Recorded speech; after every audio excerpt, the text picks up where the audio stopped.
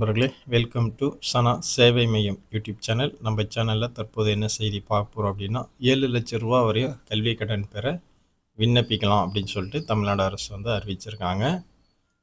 அதற்கு முன்னாடி நம்ம சேனலில் சப்ஸ்கிரைப் பண்ணாதவங்க சப்ஸ்கிரைப் பண்ணிக்கங்க.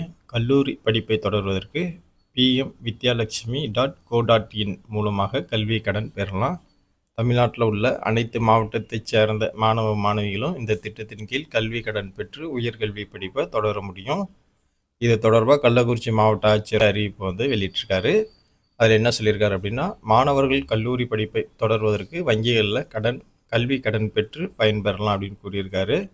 தமிழ்நாட்டில் உள்ள மாணவ மாணவிகள் பள்ளி கல்வியை முடித்து உயர்கல்விக்கு செல்ல விரும்பும் மாணவர்களுக்கு நிதி தடை ஏற்படக்கூடாது என்பதற்காக அரசு ஊக்குவிக்கும் வகையில் பிஎம் வித்யாலட்சுமி போர்ட்டல் மூலமாக கல்வி கடன் பெறலாம்.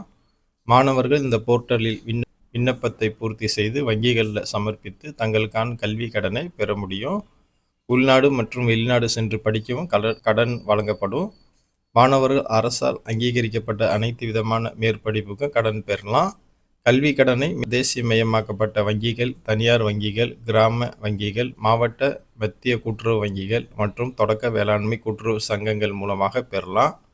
மாணவர்கள் தங்கள் கிராமத்திற்கு அருகில் உள்ள வங்கி கிளைக்கு ஆன்லைன் வாயிலாக கல்வி கடன் பெற விண்ணப்பிக்கலாம். கல்வி கடன் பெற தேவையான ஆவணங்கள் மாணவர் மற்றும் அவர்களது பெற்றோரின் ஆதார் கார்டு, வருமான வரி அட்டையின் நகல், மாணவரின் 10, 11, 12ஆம் வகுப்பு மதிப்பெண் சான்றிதழ், மாணவரின் 12ஆம் வகுப்பு மாற்றுச் சான்றிதழ், மாணவரின் ஜாதி சான்றிதழ், வருமான சான்றிதழ், இருப்பிட சான்றிதழ், மாணவரின் முதல் பட்டதாரி என்றால் முதல் பட்டதாரி சான்றிதழ், தகுதி அடிப்படையிலான சேர்க்கைக்கான சான்று, கல்லூரியில் பயில்வதற்கான போனோஃபைட் சான்றிதழ், கல்வி கட்டண விவரங்கள்.